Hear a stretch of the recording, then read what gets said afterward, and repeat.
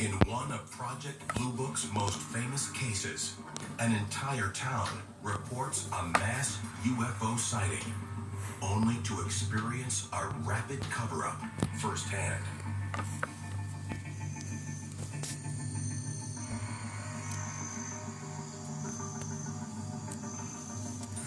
March 14th, 1966.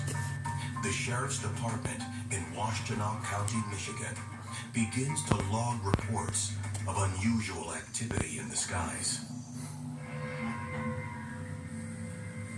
Our files from these sightings in Michigan in 1966 are filled with incredible eyewitness accounts. Police officers Budford Bushrow and John Foster receive reports of disc-like objects over the town.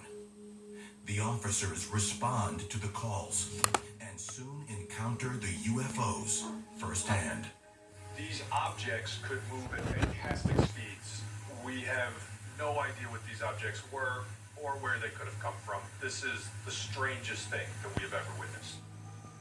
The Sheriff's Department was getting calls from police in 3 neighboring counties. Everybody saw this activity, but nobody knew what it was. These accounts stretch over a period of 6 to 7 days.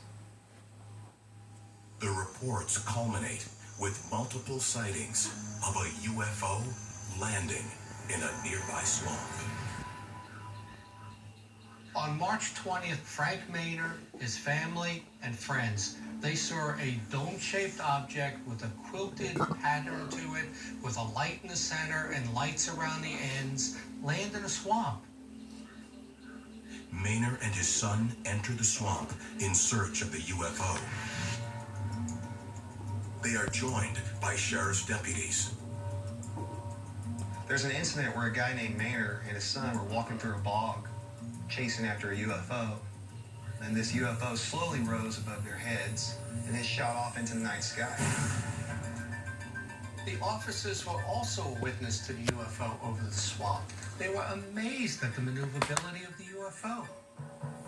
Local authorities report the sighting to the Air Force.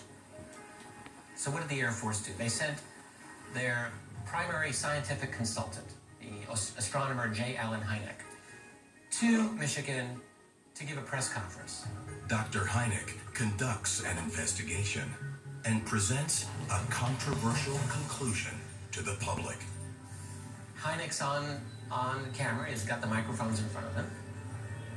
And he said, well, what it appears to be is decaying vegetable matter from the swampy area, creating a kind of optical illusory effect, i.e. swamp gas. Keep in mind, these sightings were witnessed by many people across multiple counties on multiple days. And here's the government expert saying with a straight face that this was all just a shared hallucination. Now, this was too much even for the American media, and swamp gas became this big joke. And what it really looks like to me, actually, is that in the aftermath of this, Hynek started to wonder, am I on the right side of this argument? Because really he had been really doing the Air Force's work in a debunking type of capacity for years, and now suddenly his debunking really made him look foolish.